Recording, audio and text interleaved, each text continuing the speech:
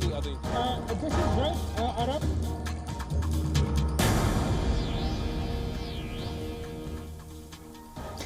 Hello and welcome to WION live broadcast from London. I'm Laura Macon-Isherwood, and in this bulletin we'll get you updates on stories developing around the world. But first, the latest headlines. Quraishi is acting like the foreign minister of the Taliban. Amrullah Saleh, Afghanistan's former vice president, speaks exclusively to WION and claims Pakistan's foreign minister, SM Qureshi, is acting like the foreign minister for the Taliban.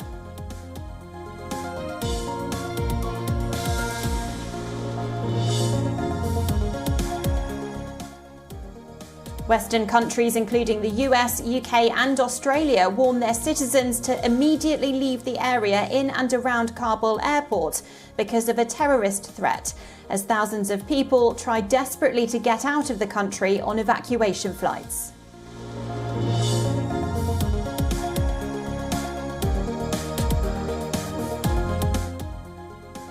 Desperate Afghans line up outside Kabul airport in the hope of being evacuated. Many have been seen standing in knee-deep sewage and waving identity papers at Western soldiers in an attempt to gain access to the airport.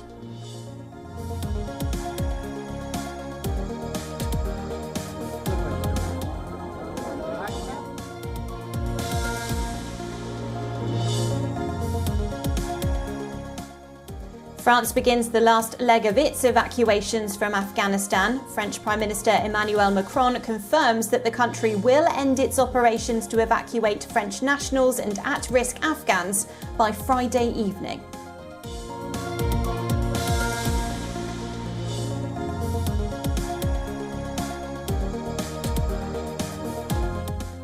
Afghanistan's neighbours increase spending on arsenal after the Taliban takeover. Russia says it has received new orders for arms and helicopters from Central Asian countries bordering Afghanistan.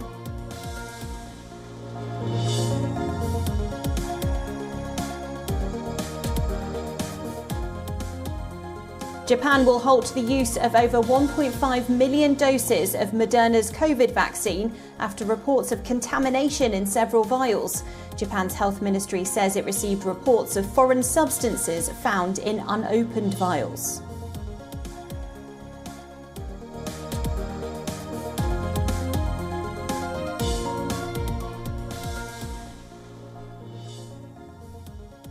The Panjshir Valley is the last bastion not to have fallen to the Taliban, and one of the men leading the resistance there is Amrullah Saleh, the former vice president of Afghanistan.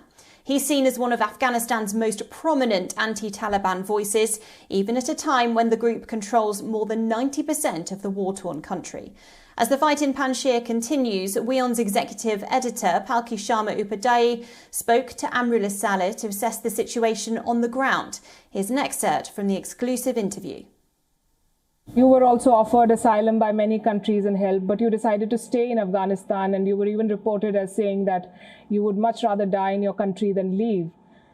Is that correct? Why did you not leave if you had the option?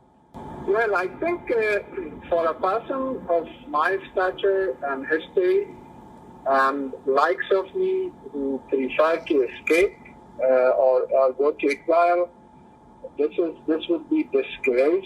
It will be a historic shame.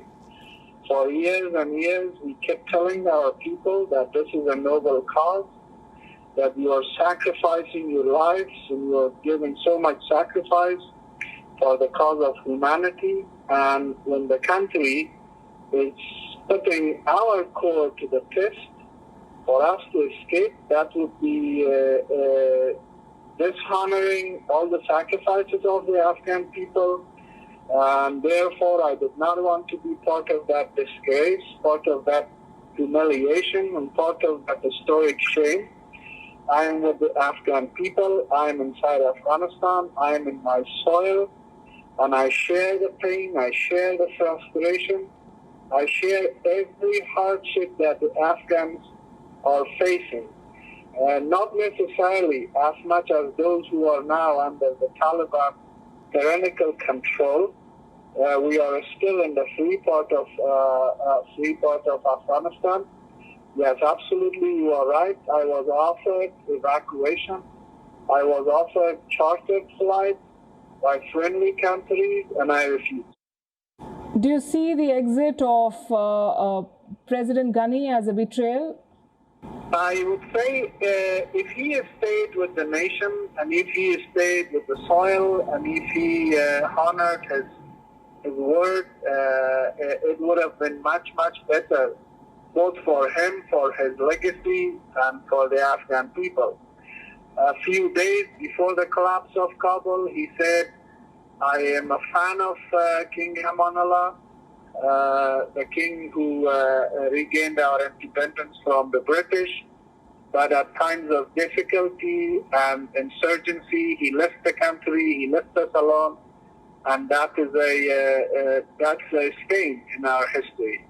I think with his escape and fleeing the country, he shattered whatever positivity was about his image and what he was trying to do. At the right moment, he did not show sense of sacrifice and sense of giving back to the country, back to the soil. I feel very sorry for that. Let's think of it this way. Even if he was captured by the Taliban, him being a prisoner in the Taliban jail would have been a point of rallying for the Afghan people, a point of outcry by the international community. I don't think his exit from Afghanistan, his escape, has either helped him or those who were around him. They go very dark in history. Now you've set up a resistance force in the Panjshir Valley. Do you have any support internationally? Is there any government that is saying that you fight on and you have our backing? Well, the environment, the political environment in the country is in our favor. People are escaping in thousands and hundreds of thousands.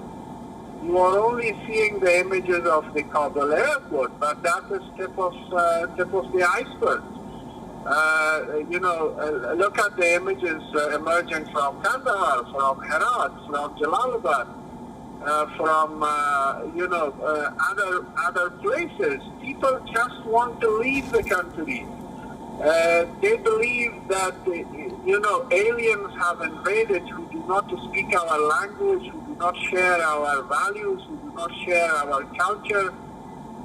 They believe that there's no distance between life and death anymore in Afghanistan. You can be killed by a Taliban patrol within seconds for making a little mistake which they don't like. They do not have law. They do not have a constitution. They reject the constitution of the Islamic Republic of Afghanistan, and yet they do not have any document of their own. They reject all the laws and regulations of the Islamic Republic of Afghanistan, and yet they have not put anything in place themselves. So every illiterate, vengeful Taliban fighter is a person having the law in his custody. That is very, very dangerous. An Afghan can be killed in any second by a Taliban fighter, by a Taliban patrol, by a Taliban tank, by a Taliban zombie. Nobody will ask why, and it's a very dangerous situation. And for the world to only focus on Kabul airport, that's not fair, and that is belittling the tragedy which Afghanistan is experiencing at this very moment. Mr. Saleh, you call yourself the legitimate caretaker president of Afghanistan. How do you propose to save and to take care of all of these people whose plight you just narrated? And how do you propose to take your resistance forward? What kind of resources and military might, if I may, do you have at your disposal at this point to take on the Taliban? Well, the first assistance we need, the first help we need is moral and political assistance, moral and political. We ask the United Nations, we ask the countries who have diplomatic ties with Afghanistan to read our constitution. The very constitution they helped us draft and adapt and have in place for over 15 years. It is very clear in absence of the president, if he flees, if he becomes sick beyond recovery, or if he dies, or if he is killed, the first vice president automatically becomes acting president. That is who I am. And of course, there are three other elements attached to that clause, that he has to have people and land and control. That's what we have. We have people, we have land under our control. In the hope of fleeing Taliban rule, thousands of fearful Afghans and foreigners have surrounded Kabul's Hamid Karzai International Airport for the last 10 days as the final date of Western withdrawal approaches. A terror attack warning has been issued for the area, and near identical warnings from London, Canberra and Washington have urged people gathered near the airport to leave and move to a safe location. The United States has warned crowds trying to access Kabul airport to leave the area, citing unspecified security threats. The US State Department said in the advisory those at the Abbey Gate, East Gate or North Gate now should leave immediately. London issued a similar warning that read, "The security situation in Afghanistan remains volatile. There is an ongoing and high threat of terrorist attack." Further adding, those in the area of the airport must move away to a safe location and await further advice. Canberra has also urged its citizens and those with a visa for Australia to leave the area, as Australia's Department of Foreign Affairs warned of an ongoing and very high threat of terrorist attack. Australia has been evacuating its citizens and visa holders for more than a week from Kabul airport. We have been able to try very, very hard, 24/7, literally. Those operations remain in place. They continue even now, but the situation is deteriorating, and we will continue to operate safely, but paramount in our operations ensuring the safety of those Australians who are directly involved in the evacuation effort. We have changed our travel advice early this morning. Our clear travel advice is now do not travel to Hamid Karzai International Airport. And if you're in the area of the airport, move to a safe location and await further advice. Afghanistan remains highly volatile and dangerous.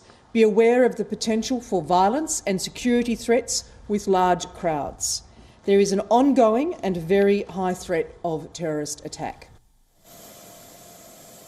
Washington and its allies have been flying thousands of Afghans out of the country every day, but the task has become increasingly difficult. Many are left clamouring for ways to leave, as some evacuation flights are already winding down. US President Joe Biden has warned that a group linked with Islamic State, called Islamic State Khorasan, is seeking to target the airport. The latest warnings have heightened the risk that scores of Afghans holding visas could be left behind.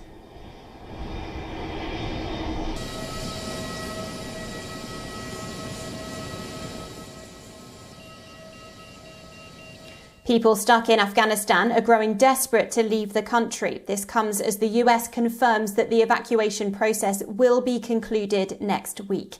The visuals on your screen were shot outside Kabul airport on Wednesday. People were seen standing in knee-deep sewage water, waving their identity documents at foreign troops in the hope of being allowed to go beyond the barbed wire fence.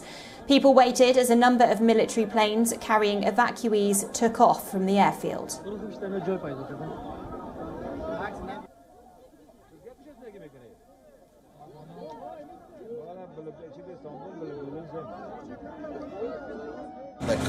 کمپانی خارجی کار میکردم آمدم کاوال بگیرم که چی گپ بود ولی اینجا دیدم که بیادرای ما خیلی خودتان مشاهده میکنین کل کابل ببینید که میجا آمده فکر کنم کسایی که اسناد هم داره آمده کسایی که بی اسناد هم آمده بیادر خانی طور که معلوم میشه دروازه به انگلیسی هم نوشته کرده و فارسی هم که بسته است ولی ما نمیفهمیم که چی کنیم کجا بریم در کدام مدرک مراجعه کنیم این مشکل ما میشه یا نمیشه. همه آواره شدن دیگه وقتی که امارات اسلامی آمد مردم اگر اونا بگم ما یعنی شاید امید به ما بده اما مردم ترس دارن نمیتوانن باشن هیچ امکان نداره اگر به ما هزار گپ بگه که ما شما صلح میاریم شما را وظیفه میدیم نمیشه دروازه نشکره بسته هست اونجا میبینیم کسایی که پاسپورت سرخ باشه باشی ما پاسپورت سرخ باشیم چرا در افغانستان زندگی بکنیم پاسپورت سرخ کسی که آمریکا زندگی میکنه.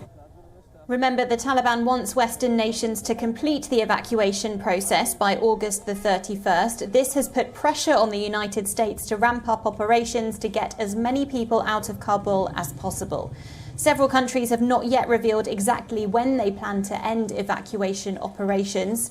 Meanwhile, a prominent Afghan women's rights activist and former mayor, Zarifa Ghaffari, has expressed pain of being uprooted from her home country. In an interview with the Associated Press, Ghaffari spoke about how she felt as she and her family prepared to fly out of Kabul after a harrowing effort to reach the airport. I can't explain it with words. And I am not sure my tears will be able to explain it. The fear, the feeling, and the pain that I have. And I had at the moment. It was always so hard, and it is still so hard. Can you imagine? I miss my country. I miss roads full of people. I miss streets of noise. I miss everything. I miss my office. I miss my colleagues. I miss those happy women who were just all around the city and who were like just there. I miss everything. The 29-year-old has safely reached Germany. She criticised US President Joe Biden for his decision to withdraw military forces from Afghanistan after 20 years. She also called him out for wanting to conclude the evacuation process. It's the worst decision anyone can make it. It's not only Afghans, normal civilians, simple like all those who were like there, but there are too many allies working for foreign forces, for foreign governments. There are too many people working for previous government, which are in risk. There are too many Indian soldiers that they are, Taliban are searching for them and killing them one by one, house to house.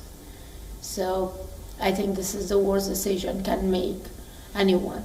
And I'm really shocked why the world is like this. The US Secretary of State Antony Blinken has said that at least 4,500 American citizens and their families had been evacuated from Afghanistan since mid-August. There are about 1,500 American citizens still believed to be in Afghanistan. The US military is now shifting its focus to evacuating its troops in the final 2 days before the August 31st deadline. As Western nations rush to evacuate people from Afghanistan with less than a week until foreign troops leave, U.S. Secretary of State Antony Blinken said on Wednesday there are still about 1,500 U.S. citizens in the country, and the government is working to either contact them or has already given them instructions on how to get to Kabul airports. Over the past 24 hours, we've been in direct contact with approximately 500 additional Americans and provided specific instructions on how to get to the airport safely. For the remaining roughly 1,000 contacts that we had, who may be Americans seeking to leave Afghanistan, we're aggressively reaching out to them multiple times a day through multiple channels of communication. Blinken said at a news conference that Washington has so far evacuated 4,500 U.S. citizens and their families, as President Joe Biden's deadline of August 31st to withdraw U.S. troops is fast approaching. Biden's administration has struggled for days to provide specific figures on Americans leaving Afghanistan and how many remain. Blinken cautioned they may change by the hour. From my perspective, he also stressed that there was no deadline on the effort to help people who want to leave Afghanistan. We will use every diplomatic, economic assistance tool at our disposal working hand in hand with the international community, first and foremost to ensure that those who want to leave Afghanistan after the 31st are able to do so. In the 10 days since the Taliban swept into Kabul, the United States and its allies have mounted one of the biggest air evacuations ever. The U.S. military says planes are taking off the equivalent of every 39 minutes. But some Western officials admit many Afghans who have helped the NATO countries in 20 years of war will be left behind to face an uncertain future under the Taliban. We're operating in a hostile environment in a city and country now controlled by the Taliban, with the very real possibility of an ISIS-K attack. President Joe Biden was briefed on Wednesday on contingency plans for the Afghanistan evacuation, as well as the threat from the ISIS-K militant group, according to the White House. Britain's Foreign Office on Wednesday said in a statement that there was a high threat of a terrorist attack. Germany will continue evacuating people from Afghanistan for as long as possible. That's the word from German Chancellor Angela Merkel. This as Germany confirmed it had received assurance from a Taliban negotiator that Afghans who have the right documents will still be allowed to leave Afghanistan after the US withdrawal deadline of August the 31st. Alongside other American allies, including the United Kingdom, Germany has been pressing for a longer window to continue evacuations past that deadline next week. However, even after an emergency online summit of the Group of 7 nations, US President Joe Biden has stuck to the August 31st date. Merkel now says work is underway to find ways of continuing to protect Afghans who helped German institutions. Even after the end of evacuations, one of the ways could be through civilian use of Kabul airport. Merkel has called it the largest evacuation operation in the history of the military. More than 4,600 people from 45 nations have been flown out of Afghanistan by German forces. Almost half of those were women. Wir setzen die Evakuierungsoperation so lange wie möglich fort, um auch Afghaninnen und Afghanen, die sich mit uns für Sicherheit, Freiheit, Rechtsstaatlichkeit und Entwicklung eingesetzt haben, das Verlassen des Landes zu ermöglichen. Das Ende der Luftbrücke in einigen Tagen, zu dem der amerikanische Präsident Joe Biden gestern auch in den G7-Beratungen kein neues Datum genannt hat, ich habe darüber gestern berichtet, darf nicht das Ende der Bemühungen bedeuten, afghanische Ortskräfte zu schützen und den Afghanen zu helfen, die durch den Vormarsch der Taliban in noch größere Not gestürzt worden sind. With the Taliban back in power in Afghanistan, Angela Merkel said it is bitter, but we have to deal with it. Merkel has warned that the international community must not turn a blind eye to the danger that Afghanistan could once again become a breeding ground for international terrorism. Angela Merkel has also urged the international community to maintain dialogue with the Taliban. Aber klar ist, die Taliban sind jetzt Realität in Afghanistan. Und viele Menschen in Afghanistan haben große Angst. Davon zeugen nicht zuletzt die dramatischen Szenen am Flughafen. Diese neue Realität ist bitter, aber wir müssen uns mit ihr auseinandersetzen. Germany's envoy Markus Potzel wrote on Twitter that he had met with Taliban deputy chief negotiators. Potzel was assured that Afghans with legal documents will continue to have the opportunity to travel on commercial flights after August the 31st.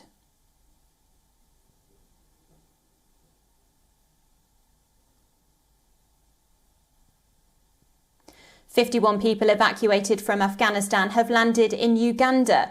The evacuees will stay temporarily until resettled by the United States and other nations. All evacuees, including women and children, have undergone security screening and COVID-19 quarantine procedures. Last week, Uganda said it had agreed to a request from the United States to temporarily take in 2,000 Afghans fleeing the country. Uganda on Wednesday received 51 people evacuated from Afghanistan after the Taliban's rapid sweep back into power. According to officials, the evacuees, including men, women and children, will only be staying temporarily until they are resettled by the United States and other countries.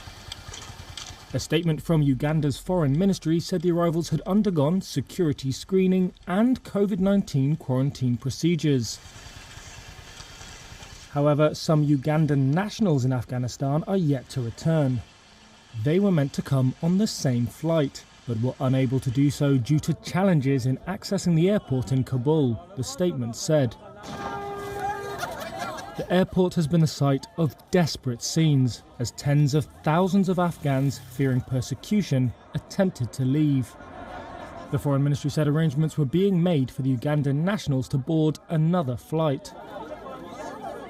Since the Taliban arrived at Kabul earlier this month, having rapidly advanced across Afghanistan, the United States and its allies have evacuated more than 70,000 people.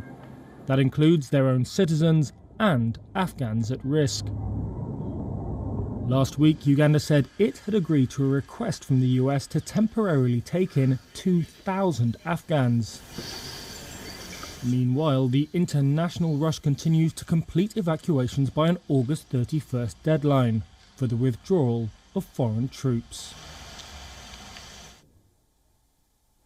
Chaotic scenes erupted in the Armenian parliament after an ugly brawl broke out between lawmakers. The incident began after a ruling party lawmaker described some of the country's past defence ministers as traitors during a parliament session on Wednesday. Members of the opposition started throwing bottles of water at a speaker from the Parisian Civil Contract Party. The parliament's speaker was forced to pause the session and call in security. Water bottles and hand sanitisers have since been removed from the chamber.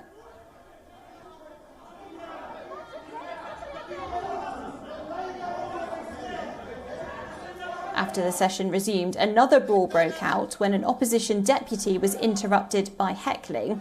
A member of the Pashinyan's party then tried to kick the opposition lawmaker. This sparked mass fighting on the chamber's floor.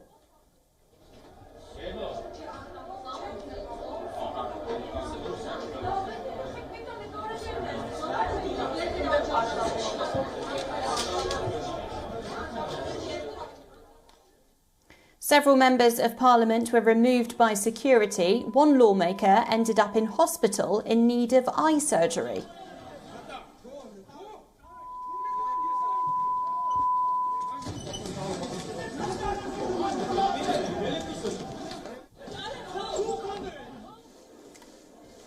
Armenia has been in political crisis since its defeat in the 6-week war over the disputed Nagorno-Karabakh region last autumn that claimed around 6,500 lives. The fighting ended with a Russia-brokered ceasefire, which saw Armenia cede swathes of territory it had controlled for decades. Prime Minister Nikol Pashinyan has been facing backlash over a peace deal with Azerbaijan. After months of protests, in June, Pashinyan's party secured a landslide win in snap polls.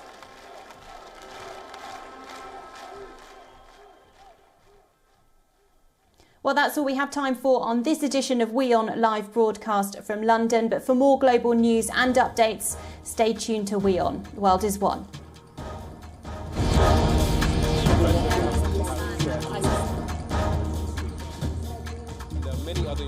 This is right, Arab.